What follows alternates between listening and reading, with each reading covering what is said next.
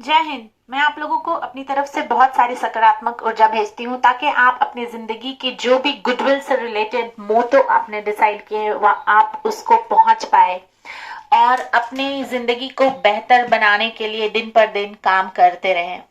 और आज मैं पढ़ रही हूँ पिछले कई दिनों से अपनी किताब let's board the love train को का हिंदी ट्रांसलेशन, जिसका पब्लिकेशन में हिंदी ट्रांसलेशन नहीं है। मैंने यूट्यूब पे ही पब्लिश किया है इन एपिसोड्स के जरिए, ताकि जिनको हिंदी समझ में आती है उन लोगों को मेरी किताब समझ में आए।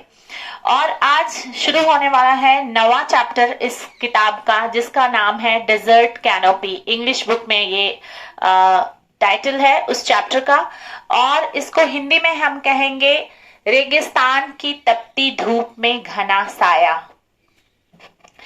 लव ट्रेन जब हैदर वरीशा और उसके दोनों घर के पेरेंट्स को साथ में लेकर के चल रही है, तो वो अब आ पहुंची है एक ऐसे स्टेशन पे जिसको हमने रेगिस्तान में घना साया का नाम दिया है। वो इसलिए कि इस स्टेशन पे ये जो कैरेक्टर्स हैं छेओ के छेओ थोड़े रिलैक्स हो जाते हैं, थोड़े सुकून के पल उनकी जिंदगी में वापस से आ जाते हैं। जो बच्चा पैदा होने के बाद बड़ा हेक्टिक सा शेड्यूल हो जाता है, उससे निकलकर अब थोड़ा क्वाइट, शांत और काम सा मोमेंट उनकी लाइफ में आ जाता है, पल उनकी जिंदगी में आता है। शाहदा जो है वो 4 साल की हो गई है, बड़ी एनर्जेटिक सी बबली सी बच्ची है, क्यूट है, बहुत कर्ली है, बाल है उसके, घुंघराले बाल है, गोरी है और एटीट्यूड बहुत बोल्ड है उसका, और दिल की बड़ी मासूम। 4 साल की होने के बाद उसका प्री स्कूल में एडमिशन हो जाता है। वरीशा की भी पीएचडी जो वो थीसिस लिख रही थी वो कंप्लीट हो जाती है और उसकी थीसिस को अवार्ड मिलता है।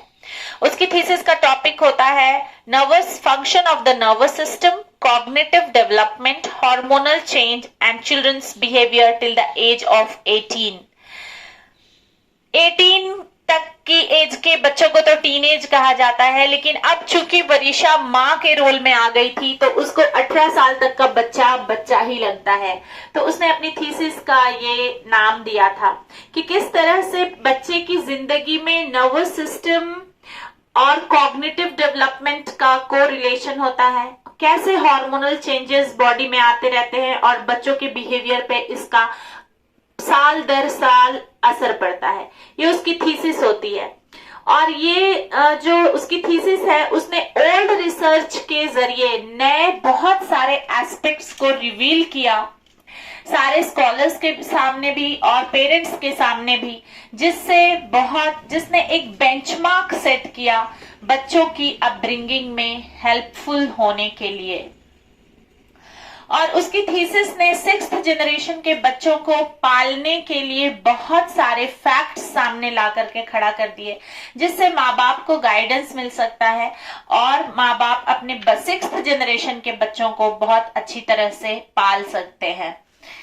अब वो रेडी थी जॉब वापस से ज्वाइन करने के लिए। उसने शाहदा को एक ऐसे डे बोर्डिंग स्कूल में डाला जहां पर उसकी एनर्जी का घंटा भर घंटा, जिसे R/R कहते हैं हम, घंटा दर घंटा इस्तेमाल हो जाए और वो अपनी एनर्जी को कुछ अच्छा सीखने में लगाए और जिंदगी में न्यू लर्निंग एक्सपीरियंस उसके ऐड होता रहे और उसकी जिंदगी का इंपॉर्टेंट वक्त वेस्ट ना हो। और इसके साथ ही उस डे बोर्डिंग में सीसीटीवी कैमरा सब जगह लगा हुआ था, जहां जहां शाहदा जाया करती थी, और उस सीसीटीवी का फुटेज पेरेंट्स को भी उसका एक्सेस उनके मोबाइल में दिया गया था। क्योंकि ये 5th जनरेशन के पेरेंट हैं, वर्किंग पेरेंट्स हैं, both the parents are working, लेकिन जो माँ बाप दोनों जॉब करते रहते हैं, इसका ये बिल्कुल भी मतलब नहीं कि वो अपने बच्चों से प्यार नहीं करते। वो समझ रहे होते हैं कि आने वाले जमाने में महंगाई की दर किस हिसाब से बढ़ेगी और बच्चों की किस हिसाब से केयर करते हुए उनका फ्यूचर सिक्योर करने के लिए उन्हें जॉब करना होता है। और इसीलिए शाहदा को बहुत ज्यादा अच्छे डे बोर्डिंग में डाला गया ताकि उसको बहुत एडुकेटर्स और केयरिंग जो नर्सेज होती हैं उनके अंडर में उसका ग्रोथ हो और उसकी पल पल की खबर वरीशा को अपने मोबाइल पे मिलती रहती है। तो यहाँ पे सिक्योरिटी भी बहुत अच्छी है। और वरीशा चूंकि एक डॉक्टर है, वो अपने नेशन को अपने प्रेजेंस से हेल्प कर रही होती है। तो एक माँ के डबल रोल में, जहां पे उसका उसका फर्ज उसके देश के लिए भी है और उसका फर्ज उसकी बेटी के लिए भी है। इन दोनों फर्ज को वरीशा बहुत बखूबी यहाँ पे मैनेज कर रही होती है अपने डिसीजन मेकिंग स्किल की वजह से। और हैदर उसको पूरा सपोर्ट कर रहा होता है, क्योंकि वो भी जानता है कि आने वाले वक्त में क्या क्या चैलेंजेस बच्ची को सामने आ सकते हैं। और सिर्फ बच्ची के ही नहीं, क्योंकि ये दोनों प्राइवेट कंपनी के एम्प्लॉयज हैं, बुढ़ापे में इनके सामने क्या क्या चैलेंजेस आएंगे जब शाहदा बड़ी होगी और वो अपनी फैमिली बनाने में बिजी होगी उस वक्त। तो इन दोनों चीजों का ध्यान रखते हुए इन लोगों ने उसको घर से भी ज्यादा अच्छा, सिक्योर और एक एक मिनट उसकी लाइफ का यूज होने वाला एनवायरनमेंट चुनकर उसको वहां पे डे बोर्डिंग में एडमिशन करा दिया। शाहदा जो सबसे बड़ी एसेट थी, एसेट जो हम कहते हैं, हमारी जागीर जिसे हम कहते हैं, जिसे हम अपना जेवरात कह सकते हैं, जिसे हम अपनी दौलत कहते हैं। तो बच्चा जो होता है वो माँ बाप के लिए सबसे बड़ी दौलत होता है, और उस दौलत को किस तरह से संभालना है इसकी फिक्र दुनिया में सबसे ज्यादा माँ बाप को होती है। और यहाँ पे ये जो शाहदा और वरीशा एक एजुकेटेड फैमिली को बिलोंग करने वाले माँ बाप हैं, उन्होंने अपने लाइफ में देखा है कि उनके लिए उनके माँ बाप कितने ज्यादा कंसर्न थे, और अपनी पास्ट हिस्ट्री से उन्होंने सीखा कि किस हद तक हमें शाहदा के लिए कंसर्न रहना है। और इस तरह से उनकी दुनिया शाहदा के आसपास घूमती रहती है। वरीशा और हैदर दोनों बहुत ज्यादा मोहब्बती, ख्याल रखने वाले और बहुत लगाव रखने वाले माँ बाप थे। उनको एक ऐसे मेंटोर की जरूरत थी जो उनकी बच्ची को उनकी नजर से देख सके, उसमें कोई भेदभाव ना करे, उसकी पर्सनालिटी का जजमेंट बचपन से ही करना शुरू ना कर दे। और ये सारी चीजें वरीशा को इंस्पायर करती हैं एक ऐसी जगह ढूंढने के लिए जहां पे शाहदा बिल्कुल घर के जैसे सेफ और बहुत ही मोहब्बत के साथ पले बढ़े। ये जो 4 एल्डरली पीपल थे, वो उन लोगों ने गाइड किया कि बच्चे को तुम डे केयर में मत डालो, डे होम में मत डालो, क्योंकि वो सेफ नहीं होता है, और उसको प्री स्कूल जाने दो और बाद में घर पे आके रेस्ट करने दो। हैदर वहां पे इनिशिएटिव लेता है और एक्सप्लेन करता है कि अम्मी पापा, आप लोगों ने अपनी जिंदगी का 62 साल काम करने में लगाया है। पैदाइश के साथ तो बच्चा काम नहीं करता, लेकिन अपनी ग्रोथ के ऊपर, अपने चलने के ऊपर, अपने उठने के ऊपर, अपने बैठने के तरीके के ऊपर, हर चीज के ऊपर बच्चा दुनिया में आने के बाद से ही काम करना शुरू कर देता है, अगर हम माइन्यूटली इस चीज को देखें तो 62 साल की उम्र तक आप लोगों ने काम किया है, और अब आप लोग रिटायर हो चुके हैं। आप लोगों ने हमें अभी तक बहुत सपोर्ट किया, लेकिन अब हमारी ड्यूटी है आपको सपोर्ट करना, और हम लोग नहीं चाहते कि आपकी डिटेरियोरेट होती हुई सेहत, मतलब दिन पर दिन गिरती हुई आपकी सेहत में हम शाहदा एनर्जेटिक एनर्जेटिक बच्चे की जिम्मेदारी आपके ऊपर दे दे। क्योंकि जो बच्चा माँ बाप होने के बावजूद हमसे संभलने में दिक्कत हो जाती है, कई बार हमारी एनर्जी लेवल उससे मैच नहीं हो पाती, तो आप लोग उसको कैसे मैनेज करेंगे। और इसके साथ ही साथ आप लोगों को बीच बीच में होम सिकनेस भी होती है, आप लोगों को इलाहाबाद और अलीगढ़ की बीच बीच में याद आती रहती है। तो हम आप लोगों को ऐसे किसी भी जिम्मेदारी में नहीं डालना चाहते जिसकी वजह से आप अपने होम टाउन में ना जा पाए। अगर हमने इस तरह की रिस्पॉन्सिबिलिटी जो बहुत ही ज्यादा डिफिकल्ट है आपके एज के हिसाब से आपके ऊपर डाल दी, तो फिर हम आपकी केयर कब कर पाएंगे। बच्चे को तो माँ बाप 18 साल तक बहुत सपोर्ट करते हैं ना, और किसी भी बच्चे की जिंदगी में ऐसा वक्त नहीं आता कि वो अपने माँ बाप को 18 साल तक सपोर्ट करे, क्योंकि माँ बाप सब बुजुर्ग हो चुके होते हैं जब तक बच्चा बड़ा होता है। और उसके बाद बहुत ज्यादा अगर वो जीते हैं तो 10 से 15 साल जी पाते हैं आजकल की दुनिया में। तो ये मौका अगर मैंने अपने हाथ से जाने दिया आप लोगों की का ख्याल रखने का, तो फिर मैं अपनी दुनिया में अपनी अपनी जो मेरी जिम्मेदारी है माँ बाप के लिए वो नहीं निभा पाऊंगा। और मैं आपसे रिक्वेस्ट करता हूं कि आप मुझे ये जिम्मेदारी निभाने दें, क्योंकि दुनिया से जितनी चीजें हमने ली है वो दुनिया में लौटा के ही जाना होता है। तब उसको मुंह दिखा सकते हैं बहुत प्यार से और बहुत ईमानदारी से। और वरीशा भी उसका पूरा साथ देती है इस बात को एक्सप्लेन करने में। वरीशा भी सेम चीज अपने मम्मी पापा को एक्सप्लेन करती है। तो वो दोनों समझ जाते हैं कि बच्चों ने ये डे होम में शाहदा को रखने की जिम्मेदारी क्यों ली है। और इस तरह से वो लोग कहते हैं कि हमें जा करके देखना है वो डे होम कि कैसा है, क्या बच्चे के हिसाब से सही है। अगर सही नहीं होगा तो प्लीज तुम लोग चेंज कर देना। हम चारों भी चलेंगे देखने, क्योंकि ये हमारी ग्रैंड डॉटर है। हमें भी इसके लिए बहुत कंसर्न है कि हमारे होते हुए ये डे केयर में क्यों रहेगी। तो वरीशा और हैदर दोनों तैयार हो जाते हैं उन लोगों को ले जाने के लिए वहां पे। और वहां ले जाकर के उनको दिखाते हैं सारा चीज सीसीटीवी कैमरा के अंडर में है। उसका डाइट प्लान होता है, बच्चे का साल दर साल डाइट प्लान चेंज होता है। अगर आप न्यूट्रिशनिस्ट के जरिए डाइट प्लान बनवा के लेंगे तो वो हर साल उसका डाइट प्लान चेंज करके दे देती है। तो इस तरह से वहां पे पर्सनलाइज डाइट प्लान होता है बच्चे के हिसाब से, जो बच्ची को खाना है, जो उसको पसंद है, जो उसको नापसंद है, उस हिसाब से वहां पे डाइट बच्चों को दिया जाता है। उसको उसकी उम्र के बच्चे मिलते हैं खेलने के लिए और सीखने के लिए। हर बच्चा अपने उम्र के बच्चों के साथ कंफर्टेबल फील करता है। दादा दादी नाना नानी चाहे जितना भी प्यार करे, माँ बाप चाहे जितना भी बच्चे को प्यार करे, बच्चा अपने एज ग्रुप में बहुत कंफर्ट फील करता है। ये ह्यूमन नेचर होता है।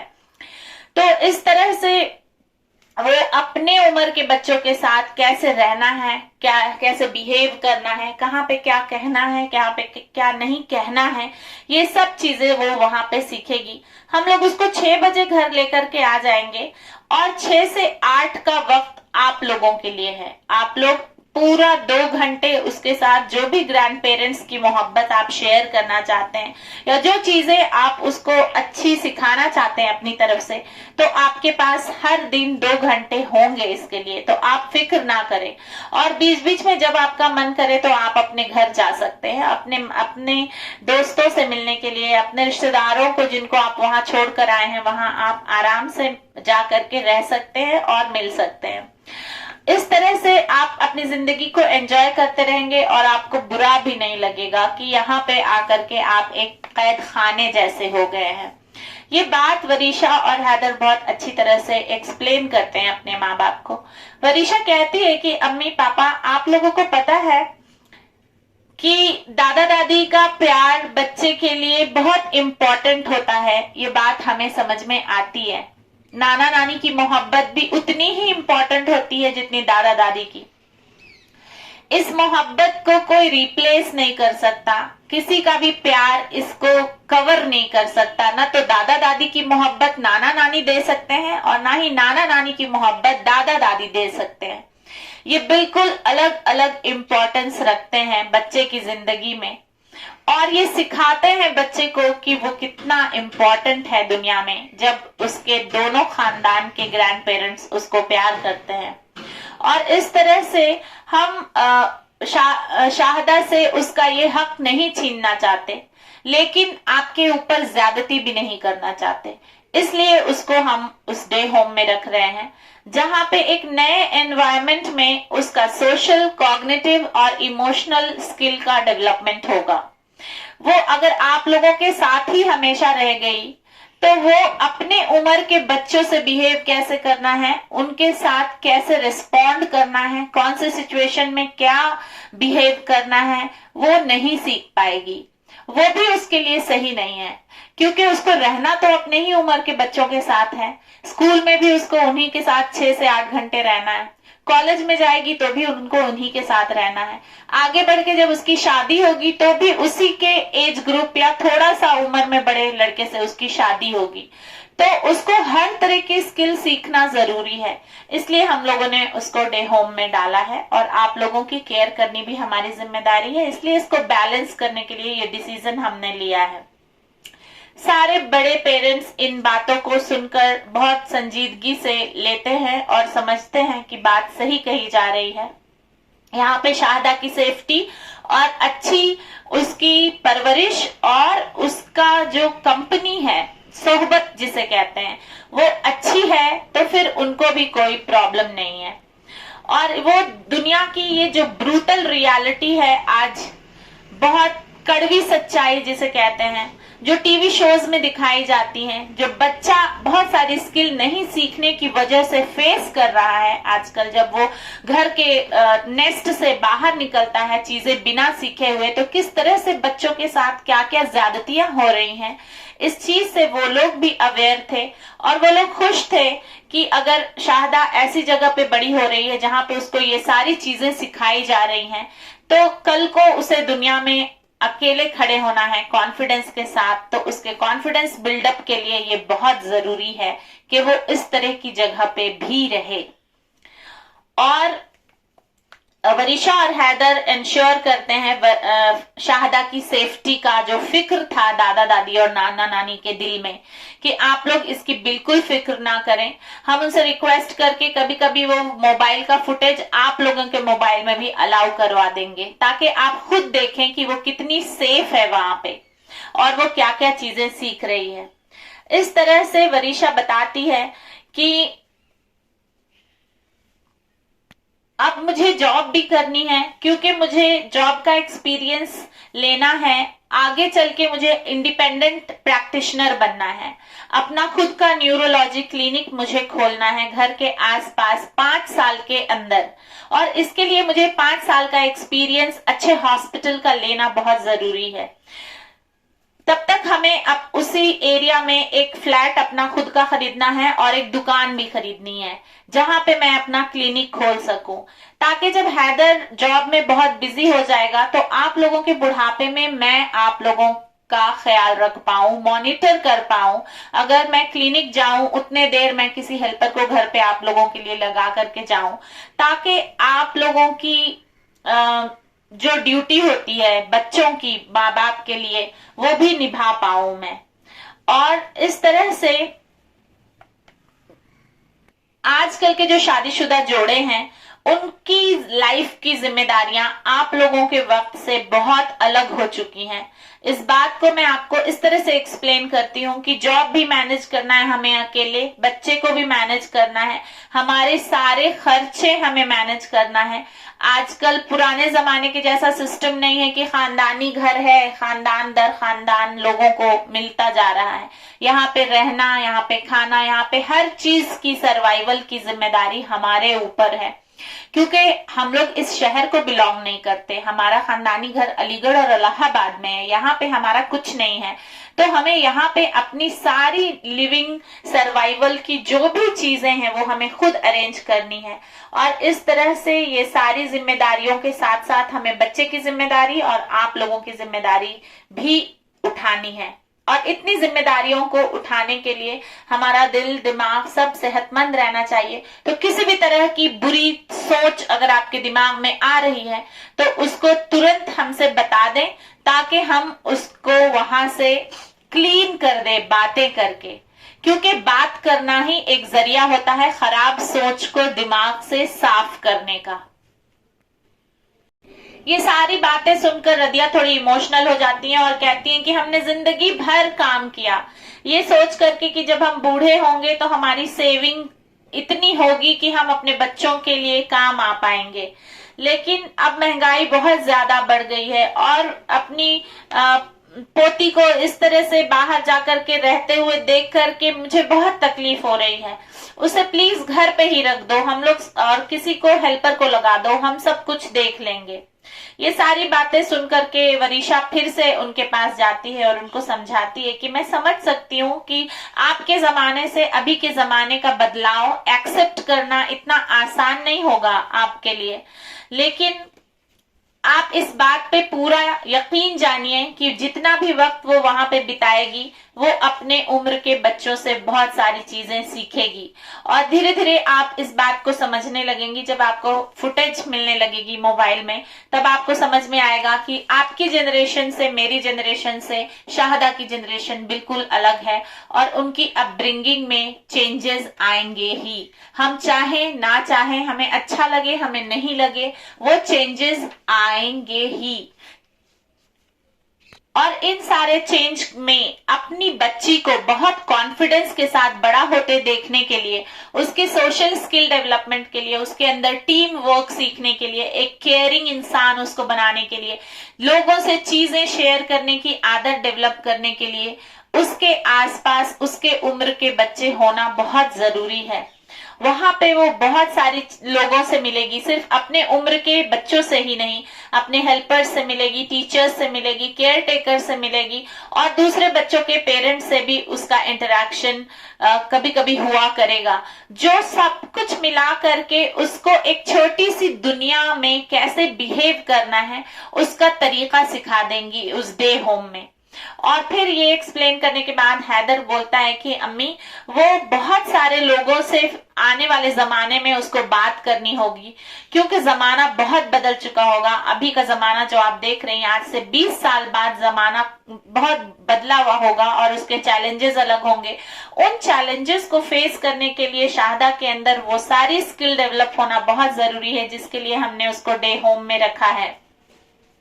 नए नए लोगों से मिलना, नए नए लोगों के बिहेवियर देखना, समझना, परखना, कहाँ पे मुझे क्या बोलना है, कहाँ पे मुझे नहीं बोलना है, किस तरह से कॉन्फिडेंटली लोगों के सामने खड़े रहना है, डरपोक नहीं बनना है। और ये सारी चीजें कलेक्टिवली शाहदा को एक ऐसा यंगस्टर हमारे कंट्री का बनाएगी, एक ऐसी नौजवान लड़की वो बन करके आगे निकलेगी जो अपने माँ बाप की जिम्मेदारी लेने के लिए और अपने शौहर के माँ बाप की भी जिम्मेदारी बुढ़ापे में लेने के लिए बहुत स्ट्रांग और बहुत ही अच्छी प्रोफेशनल में ग्रो होगी, जो वक्त की डिमांड है, जिसके हिसाब से उसको बड़ा क्या करना है हमें। तो ये एक बहुत बड़ा चैलेंज है, इसको इतना इमोशनली ना लें क्योंकि सारे काम इमोशंस के जरिए ही सिर्फ नहीं होते। जहां पे इमोशंस फेल हो जाते हैं वहां पे ये बिहेवियर का जो हमारा जो हैंडल करने का, लोगों को हैंडल करने का जो तरीका होता है वो काम आता है। अगर शाहदा घर में रहेगी तो ये न्यूक्लियर फैमिली है, आप 4 लोगों से कितना ही सीख पाएगी, आप 4 लोग उसकी दुनिया नहीं बन पाएंगे। लेकिन वो डे होम में जाएगी तो हर उम्र के लोगों से इंटरेक्शन उसका होगा और धीरे धीरे उसके अंदर की का जो बच्चे के अंदर डर होता है लोगों से इंटरेक्ट करने का, वो डर उसका छोटी सी उम्र में ही खत्म हो जाएगा। और अगर जिंदगी अपने हिसाब से जीना सिखाना है बच्चों को, तो दिल में डर खत्म करना सबसे बड़ी एक स्किल होती है, जो माँ बाप के लिए आज चैलेंज बन के खड़ी हुई है और जो हर माँ बाप चाहता है अपने बच्चे को सिखाना। क्योंकि जब जिंदगी चैलेंजेस पुट करना शुरू करती है, थ्रो करना शुरू करती है, उस वक्त माँ बाप साथ में नहीं होते। जब हम लोगों ने अपनी एजुकेशन में चैलेंजेस फेस की तो क्या आप लोग हमारे साथ थे? आप लोग तो अपने जॉब पे थे ना। हमने खुद से वो सारी चीजें फेस की, खुद से समझा, खुद से सीखा। और उसी तरह आगे चल के शाहदा को भी जिंदगी के उतार चढ़ाव में खुद ही सब कुछ फेस करना होगा। तो उसके लिए उसको मजबूत बनाने की जिम्मेदारी हमारी है, एज अ पेरेंट और ग्रैंड पेरेंट आप लोगों की है। तो किसी भी तरह से उसे कमजोर नहीं पड़ने दीजिए, शुरू में ही उसके जिंदगी के उसको सपोर्ट करिए बहुत ही कॉन्फिडेंट और बहुत ही स्ट्रांग लेडी बनने के लिए। ये सब सुनकर फायजा जो है उनकी बच्ची की नानी, वो कहती हैं कि हमारा बस इतना ही कंसर्न है कि बच्ची सेफ रहे। आजकल बहुत सारे न्यूज चैनल पे आते हैं और छोटी सी उम्र में बच्चों को कुछ पता नहीं होता, तो उनकी सिक्योरिटी सही होगी या नहीं, हमने कभी देखा नहीं है इलाहाबाद या अलीगढ़ जैसी जगह में कि इतनी छोटी बच्चा को अकेले रखा जाता है। इसलिए हम लोग ज्यादा कंसर्न है इस बात के लिए। तो हैदर और वरीशा उन लोगों को कहते हैं कि आप हमारे ऊपर भरोसा रखिए, जब आपको फुटेज मिलेगी मोबाइल में तो आपको खुद ब खुद यकीन हो जाएगा कि ये बहुत सेफ जगह है और हम माँ बाप होकर बच्ची को किसी भी ऐसी जगह पे अकेला नहीं छोड़ेंगे जहां पे उसकी जान को कुछ खतरा हो। और इतना चीजें एक्सप्लेन करके, कम्युनिकेट करके, जो भी डाउट थे बड़े लोगों के दिमाग में, उन डाउट्स को वरीशा और हैदर ने वहीं पे क्लियर कर दिया। और इसी तरह से रिश्तों में जब डाउट आते हैं तो उसको वहीं के वहीं क्लियर करना चाहिए, नहीं तो डाउट्स बढ़ते बढ़ते बढ़ते रिश्ते पूरे बिगड़ जाया करते हैं। हम अपने दिमाग में कुछ भी सोचते रहते हैं, कुछ भी समझते रहते हैं और रिश्तों में पेचीदगी आती जाती है। रिश्ता निभाने का ये बहुत बड़ा लाइफ स्किल है कि अगर आपके दिमाग में जरा सा भी खलल किसी चीज के लिए है, उसको सामने से पूछ करके कंफर्म कर लीजिए कि क्या ऐसा होने वाला है। नहीं तो आप ख्याली पुलाव पकाते रहिए और रिश्तों के पेचीदगी में मजा लेते रहिए। चलिए जुड़े रहिए मुझसे अच्छी चीजों को सीखने के लिए, और जनरेशन वाइज जनरेशन किस तरह से सोसाइटी इवॉल्व होती है और क्या क्या चीजें चेंज होती रहती हैं उसको समझने के लिए। तब तक जीते रहिए, खुश रहिए, आबाद रहिए। जय हिंद।